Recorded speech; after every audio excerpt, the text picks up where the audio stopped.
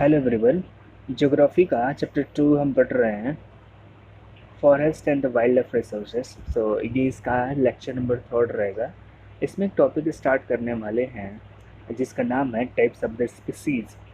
अब ये जो टाइप्स ऑफ स्पीसीज है, हम कौन सी स्पीसीज की बात कर रहे हैं? हम बात कर रहे हैं एनिमल्स के स्पीसीज की। ये जो एनिमल्स की स्पीसीज है, ये टोटल होती है 6 पार्ट्स में। कुछ ऐसे स्पीसीज होती हैं जिनकी पॉपुलेशन बहुत ठीक ठाक है, उनको कोई खतरा नहीं होती है ह्यूमन एक्टिविटी से।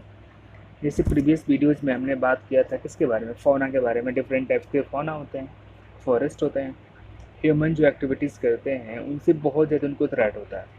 सेम तरीके से जब फॉरेस्ट को थ्रेट होगा, फॉरेस्ट में रहने वाले स्पीसीज़ भी वो भी अंडर थ्रेट चले जाएंगे, उनको भी नुकसान होगा।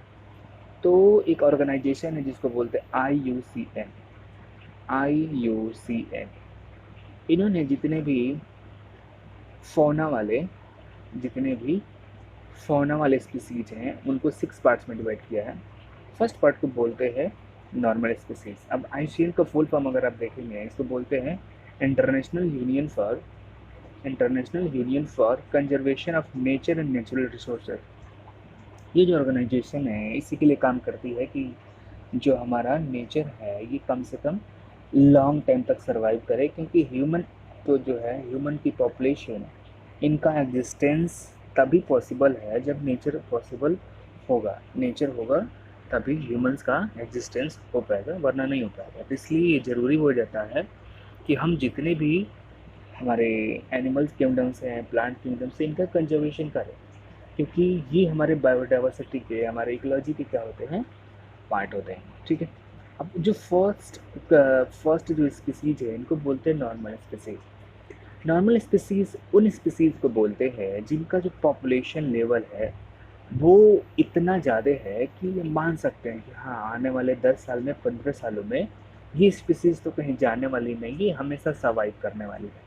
कहने का सेंस ये है कि इन स्पीसीज की संख्या जो है बहुत ज़्यादा मात्रा में है।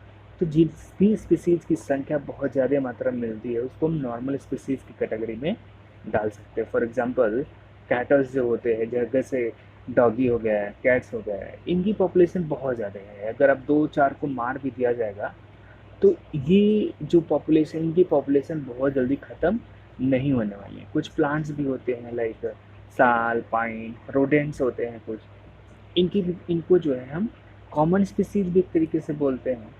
और ये जो कॉमन स्पीसीज है, नॉर्मल स्पीसीज होती हैं, इनको जो है, इनके ऊपर डर नहीं है कि इनका एक्सटेंशन हो जाएगा। बहुत लो रिस्क होता है एक्सटेंशन का मतलब टोटली ख़त्म हो जाना, क्योंकि इतने ज़्यादा लार्ज नंबर में ये अर्थ के ऊपर में एग्जिस्ट करते हैं। और तो अर्थ के ऊपर में एग्जिस्ट करते हैं, तो इसके लिए इनकी जान को कोई खतरा है नहीं। तो इनके कंजर्वेशन के बारे में भी हम ज़्यादा ध्यान देते नहीं हैं। तो फर्स्ट जैसे हम चिकन खाते हैं, मटन खाते हैं, तो हमें पता है कि चिकन मटन खाने से गोट की जो स्पीसीज है वो ख़त्म नहीं होने वाली, क्योंकि बहुत ज़्यादा अमाउंट में है। चिकन खाने से चिकन की स्पीसीज ख़त्म नहीं हो जाएगी। ठीक है। तो ये इनको किस कैटेगरी में डाल देंगे हम? नॉर्मल स्पीसीज के कैटेगरी में। ये कुछ पिक्चर्स हैं एनिमल्स के, जैसे कि एक एनिमल है, ये एक प्लांट है, ये भी एक प्लांट है, और ये एक, आप देख सकते हैं गिलहरी का पिक्चर बना हुआ है। इनको क्या बोल सकते हैं हम? ये नॉर्मल स्पीसीज की कैटेगरी में है। क्यों? क्योंकि इनका जो पॉपुलेशन है बहुत ज़्यादा ह्यूज अमाउंट में है, इनको किसी बात का डर नहीं। दूसरी जो कैटेगरी होती है इसको बोलते हैं इंडेंजर्ड स्पीसीज। नाम में ये इन डेंजर्ड मीन्स ये डेंजर में है। इसमें है डेंजर में। अब ये जो स्पीसीज होती हैं इंडेंजर्ड स्पीसीज, किसको बोलते हैं? कि जो क्या है, डेंजर में है। किस बात के लिए? एक्सटिंक्शन के लिए। कहने का मतलब कि उनका जो पॉपुलेशन है, ठीक है, लिमिटेड अमाउंट में, पॉपुलेशन का लिमिटेड अमाउंट में, और लिमिटेड अमाउंट में है। अगर हम उनको मार रहे हैं, अगर उनके होम्स को डिस्ट्रॉय कर रहे हैं, तो हो सकता है कि कुछ टाइम बाद में क्या हो, ख़त्म हो सकते हैं। तो वो डेंजर में, खतरे में है, नंबर उनका खतरे में। अगर हम मारने शुरू कर देंगे तो उनका नंबर डिक्रीज होगा, तो वो किस में चले जाएंगे? डेंजर में चले जाएंगे। तो ऐसे स्पीसीज को सर्वाइवल के लिए चाहिए कि जो भी निगेटिव फैक्टर्स है इनको हटाएं। क्यों? क्योंकि जितने भी नेगेटिव फैक्टर्स होंगे उनकी पॉपुलेशन में क्या करेंगे, डिक्लाइन करेंगे, उनकी पॉपुलेशन को डिक्लाइन करेंगे। तो इसलिए ज़रूरी है कि ऐसी स्पीसीज़ को हम क्या करें, ऐसी स्पीसीज़ को हम प्रोटेक्ट करें, ऐसी स्पीसीज़ को प्रोटेक्ट करें जो इंडेंजर्ड में है। फॉर एग्जांपल कौन सी ऐसी स्पीसीज़ हैं, जैसे आप देखेंगे राजस्थान में एक एनिमल स्पीसीज़ मिलती है जिसको बोलते हैं ब्लैक बग, चिंकारा बोलते हैं हिंदी में, क्रोकोडाइल्स होते हैं। अब ये जो ब्लैक बग्स हैं ठीक ठाक तो हैं अमाउंट में, लेकिन इंडिया के कुछ लिमिटेड पार्ट्स में पाए जाते हैं। तो अगर इनका हम शिकार करेंगे, इनको मारेंगे, तो इनका पॉपुलेशन जो है खतरे में पड़ जाएगा, इनका पॉपुलेशन डिक्रीज होने लगेगा, तो ये डेंजर में आ जाएंगे।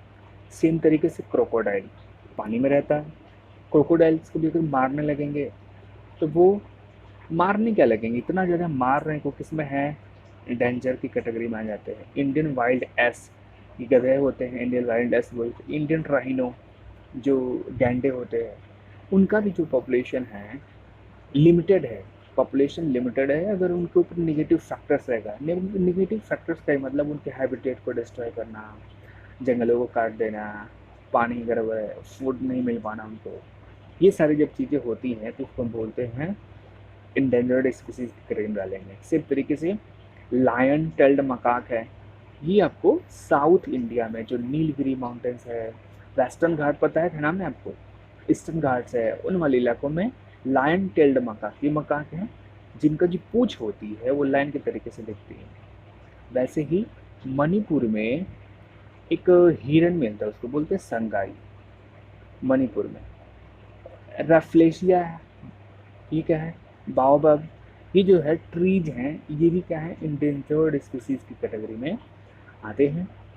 और अगर इनका जो पॉपुलेशन अगर देखा जाए, हम अगर ह्यूमन बींग्स के तौर पे अगर इनको थ्रेट पहुंचाएंगे ज़्यादा, तो इनकी पॉपुलेशन डिक्रीज हो सकती है। तो इसमें ये कहा जाता है।